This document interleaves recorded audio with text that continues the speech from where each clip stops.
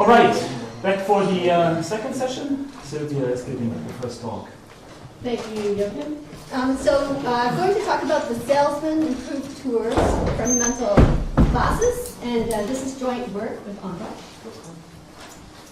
And thank you so much to the organizers for inviting me. I love coming to Bonn. So we're interested in metric TSP. So the TSP in the following form: you're given a complete graph, and you're given metric edge costs, and you want to find a minimum cost Hamilton cycle in that graph. And we'll denote by OpC that optimal value for that Hamilton cycle. So here's just a really small example. In this example, the number of nodes is 6, n is 6, and the optimal solution is shown in red. So for this example, OpC equals 10. And the natural LP relaxation that everyone considers, we'll call the subtour LP. And this is what Rico called the health cart relaxation. So we want to minimize CX. X is indexed by the edges, such that for every node, the sum of the x's is equal to 2, and for every cut, the sum of the x's is greater than or equal to 2. And the optimal value for this LP will denote by LPC. So if we want to consider a solution to these constraints, we can consider it by looking at the support graph. So we just forget about the edges that have value x equals 0. And for this example we showed up top, for those costs, this is the optimal solution, the support graph for the optimal solution for the LP relaxation, the subtour LP. And just so you know, for this talk, red will always denote half edge, and edge whose XE value is a half, and yellow edges at value 1. So we can do a little better than the 10 for the tour when we relax. So here I have LPC equals 9. So LPC always provides a lower bound for OpC, and of course we wonder how good is that lower bound. And that idea is captured by looking at the integrality gap for the subtour LP, which we call alpha. And what is known, and has been known for quite a long time, is that alpha lies somewhere between 4/3 and 3/2. The 3/2 comes from a polyhedral result, and we'll call this the Woolsey result. So when I refer to the Woolsey result, I mean this result that alpha is less or equal to 3/2. And the 4/3 comes from a family of examples that show you can never do better than 4/3. So in fact, there's been no improvement in almost 40 years now on either this upper bound or lower bound. And the conjecture is, the 4/3 conjecture is that you can never do better than 4/3, that the integrality gap is less or equal to 4/3. So what we're going to show, and of course when you have a hard problem like this, you like to look at special cases and see if you can do something with a special case. So for what we claim is an interesting class of cost functions, we're going to show that this integrality gap is at most 10/7. So we get almost halfway there to what we wanted, which is 4/3. Maybe more important than the 10/7 result are some of the nice tools that we use in a new way. And hopefully these tools can now be used by others to prove other things. That's what we're hoping. So we take a polyhedral approach. So we'll take that subtour LP and we'll look at all the points that satisfy the constraints, and we'll call this the subtour polytope SM. And we'll define a tour to be the edge set of a spanning ordinary multi-subgraph of the complete graph. And because the costs are metric, any such subgraph can be shortcut to a Hamilton cycle with the same or cheaper cost. And finally, one last little definition. Given a multiset J of the edges, we'll let chi j be the incidence vector where I'm counting the number of copies of an edge in that incidence vector. So it may not, this result that's written up in Carved and Paula maybe isn't so well known, but they have a nice proof that show that the 4/3 conjecture is in fact equivalent to the following: that for any x in the subtour polytope, 4/3 x is in the convex hull of the incidence vectors of tours. So here's a small example. So here is a point x in the polytope. Then we look at 4/3 times x.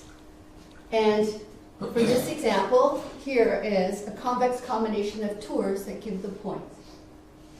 Now, if we could do this for all x in the polytope, we will have proven the 4/3 conjecture is true. And it turns out that there are special classes of points in the polytope for which it's good enough to show this just for those points, and it implies for all points. And these classes of points, there's several of them, are called fundamental classes. So again, what does it mean to be a fundamental class of points? It's a class of points in the polytope with the following property, showing that rho x is in the convex hull of tours for all x in the set, implies the same holds for all x in Sn. So the integrality gap for subtour P is at most rho. So we're going to look at a particular fundamental class, which we'll call the BC points. And this is a set of all x which satisfy the following conditions. First of all, for these points, the support graph is cubic. And then if you look at the fractional edges, they form disjoint 4 cycles, which we'll refer to as squares. And then the third condition is actually applied by the first two, that there is exactly one edge incident to every node. So here I have 3 different examples of points in this set. The first one and the last one is half integer, but of course they don't have to be half integer. Here's one with other fractions rather than a half. But the fractions form squares, disjoint squares. Excuse me? So this is a theorem of Carr that this class of graphs, if you prove the conjecture for this class of graphs, then yes. So there's many classes, and Bob Carr is probably involved in all of them. This particular one is in a paper that I have with Bob. Disjoint is node disjoint. No disjoint, yes. Okay. Yes, thank you. All right. So we would like to be able to show for any of these points of this type, we can get such 4/3 times such a point as a convex combination of tours. If we can do that, we've shown the 4/3 conjecture is true. All right. So surprisingly, yeah. Can you just give like a rough idea of how you prove this kind of thing? Yeah, sure. You're going to take your point and kind of take every edge, and you're going to blow it up into a square, a fractional square. And then you're going to join all those squares by one edges. That's essentially it. Okay. So then you get these points, and then if you get there, a convex combination there, you can map it back to a convex combination for the I original see. point. So you kind of increase the dimensions. Somehow. Yeah, so it's not all in the same dimension. Yeah, I That's see. the point. I see. All right? Can I, Yeah, sure. Dennis, are these always vertices of the subtour polytope? It's good enough to only consider the vertices. Okay. Okay? And vertices will map to vertices. All right? So it's a little bit surprising, but nobody's really studied these points to see if we can do something with them. So we thought we would look at that, and the natural first step is to try and prove the 3/2 bound for the simplest form of these points, which are where all the fractions are half. Okay, so we're just going to start with that simple subset of these points and see if we can get 4/3. And we weren't able to get 4/3 even after trying really hard. But we were able to get 10/7,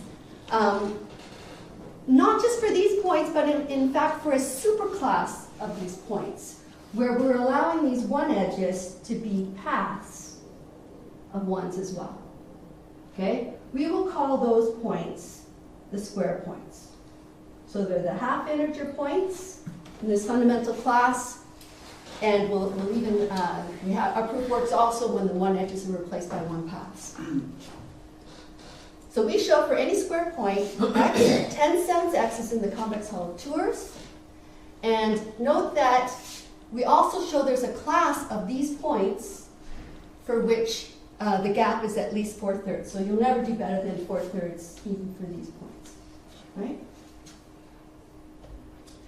So as a warm-up, let's look at a polyhedral proof of the Woolsey result, showing that 3/2x is in the convex hull of tours. And this is a quick review of what Rico already showed today, although I'll use slightly different forms of the LPs.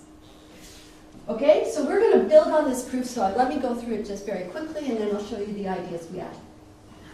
So, so I have now any x in the subtour polytope. Okay? First of all, let me define what I mean by a one tree. So I take a graph, I label a particular node 1, and then a one tree has exactly two edges.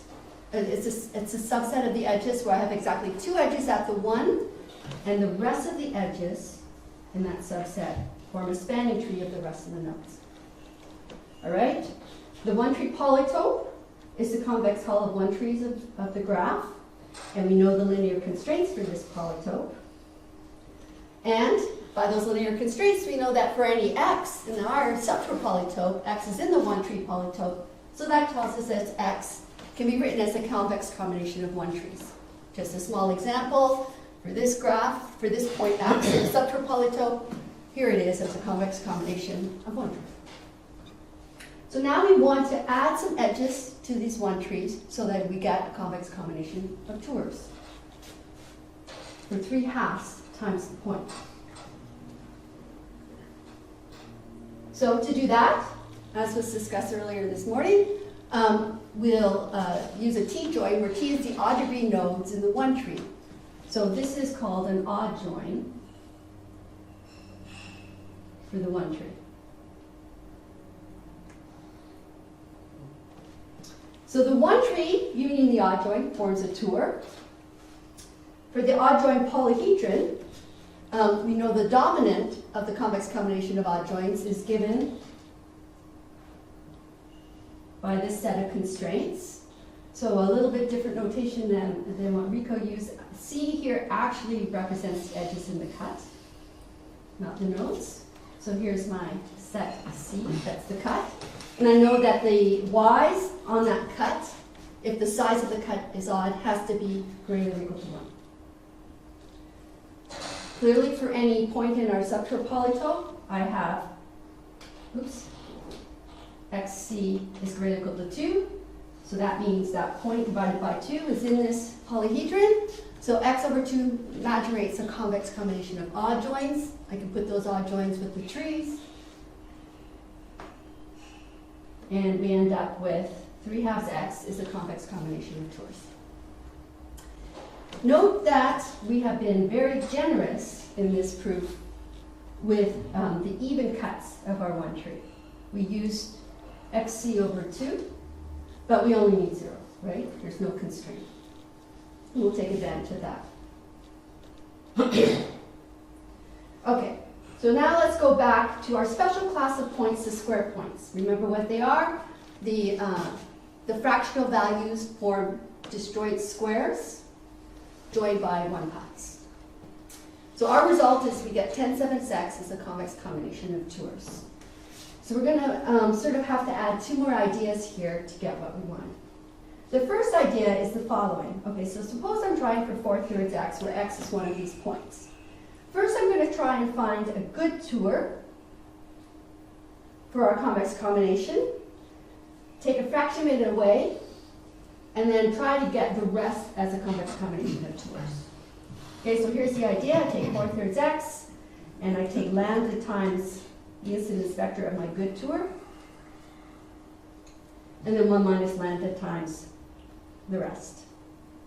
I want to get the rest as a convex combination of tours. So what would a good tour be? What's the best we could hope for? A Hamilton cycle. That would be a great tour to start with. Does it exist? In this case, it does.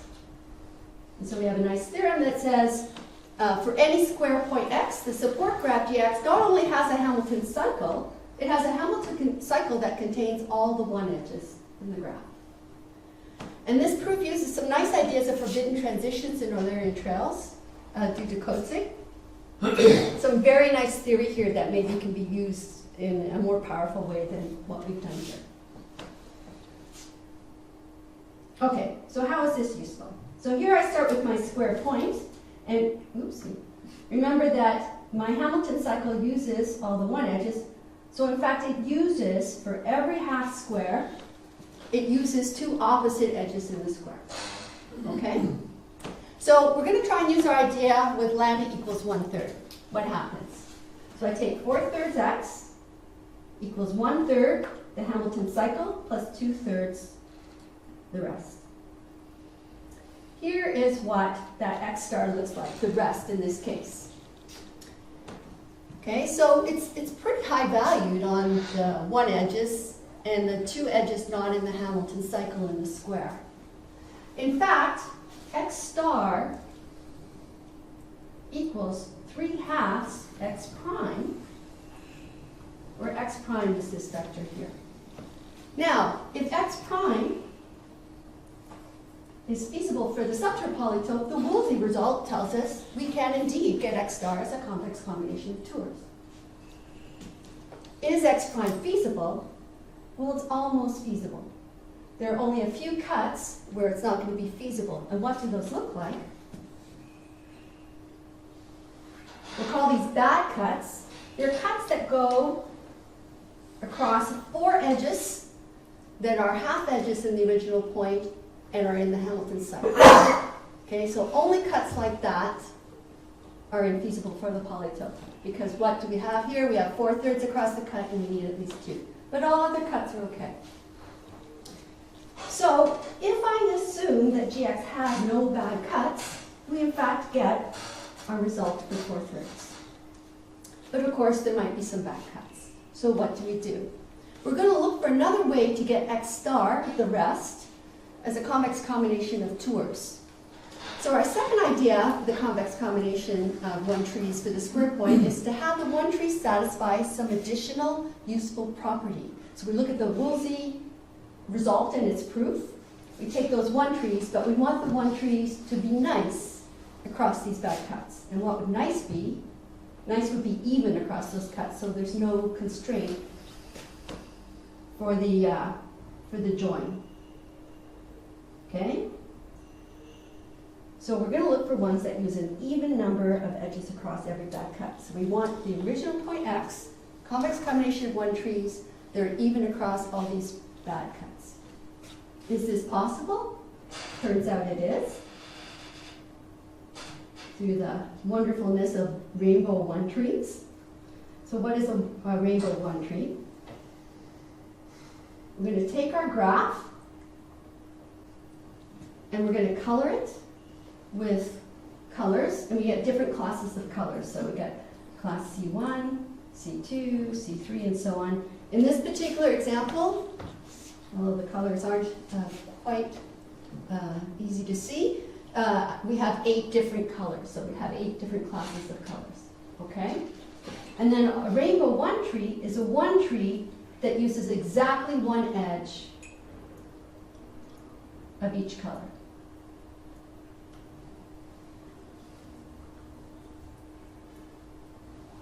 Now, of course, this may not always exist. Depends how you color, right? In this particular example, a rainbow one tree does exist. Okay? Now, these rainbow one trees are known to be common basis of 2 matroids, the one trees, which are known to be basis of a matroid, and the basis of a partition matroid. So the colors form the partition classes, and we want exactly one of each color. This is very strong theorem that we get from this using the Edmonds matroid intersection theorem. And the theorem in the form that we will use it and we want it, we first learned from Michelle. Thank you, Michelle.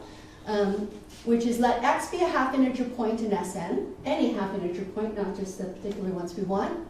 Let P be any partition of the half edges into pairs for your plot. The next is in the convex hull of one trees that each contain exactly one edge from each pair. All right, so here's an example again. So I'm going to pair the half edges. So I'll pair these 2 and these 2, these 2 and these 2. All right, so essentially what I'm going to do is I'm going to color the edges in the graph so that I have that so I have the color classes C1, C2, and so on. so that I have for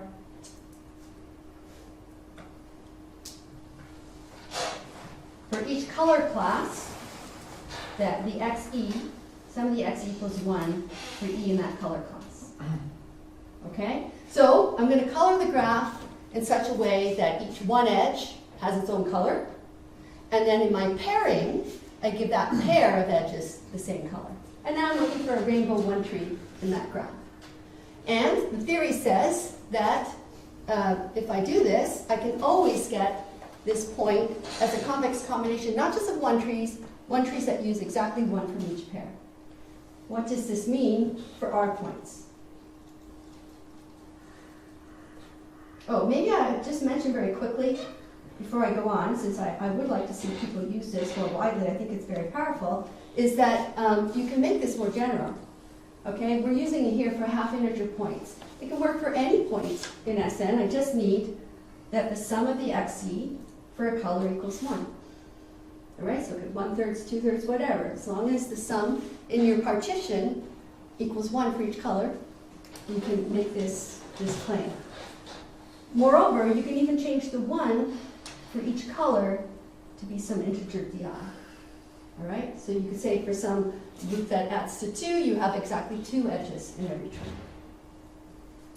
All right, so back to our problem, and using this theorem in the more simple form. What we're going to do for the square point is pair just like we did for that example. We'll take the 2 edges in the Hamilton cycle as a pair in each square, and then the other 2 edges as a pair. Okay? So now the bad cuts are even in all our one trees.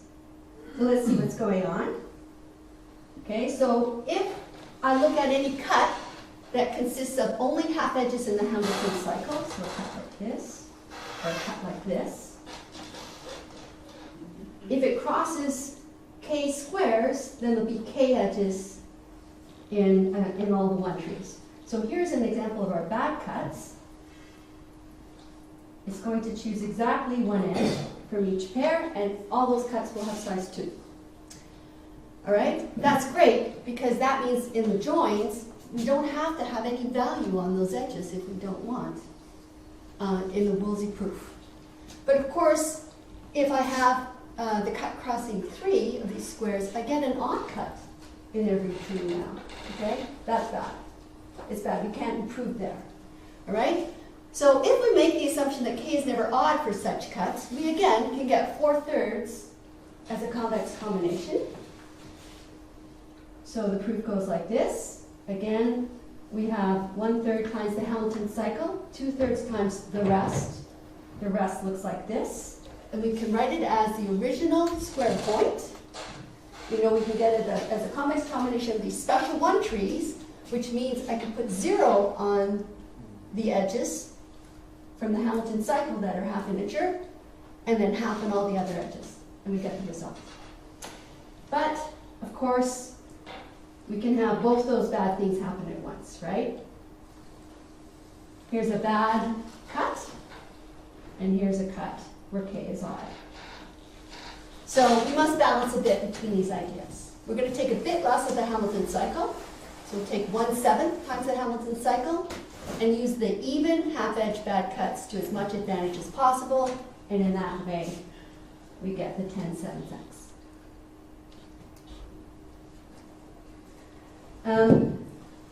Let me just mention one more result.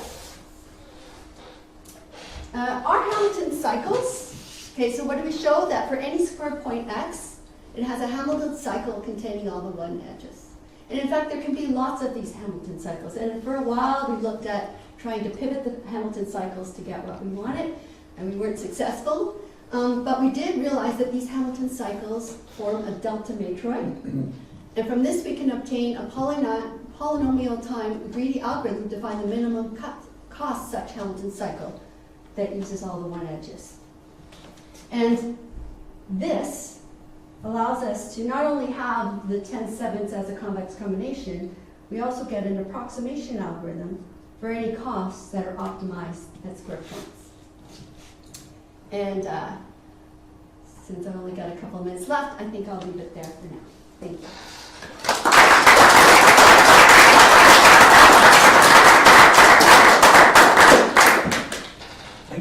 Questions? So what's a delta matroid? Pardon me? What's a delta matroid? Maybe that's a little bit long to say right now. I'll tell you, Andras loves them. In the definition of a fundamental class, do you need to have it for all n or? Yeah, for all in. Okay, Yes, just yes, for- yes. Yes, it was a bit misleading the way I said it. Yes, for all in. Yeah, because you're going to go to a higher dimension in the proof. Yes. Yeah. There is another class that maybe I can mention really quickly. A fundamental class that is just so enticing, but we haven't gotten anything from it. Is the support graph again is cubic, and the fractional edges form. So instead of just going 4 cycles, it just changes one condition to be the fractional edges form a Hamilton cycle in GX. Okay, so what a simple class. It only has one cycle of fractional edges in the graph. That also forms a fundamental class. Here it's half integer, but those fractions could be, gamma 1 minus gamma, gamma 1 minus gamma, all the way around. So again, if you could prove 4/3 x is a convex combination of torus for these points, you'd be done. So, all very enticing. Yeah? So in the case that you considered, is it possible to find a convex combination of Hamiltonian cycles such that every half edge is taken half of the time? No. Well, not that we know. But you don't have examples that show that it's not possible? I think the worst case examples might show that. I have to think about that. The ones that give us 4/3 graph. Let me think about that. It's a good question. More questions?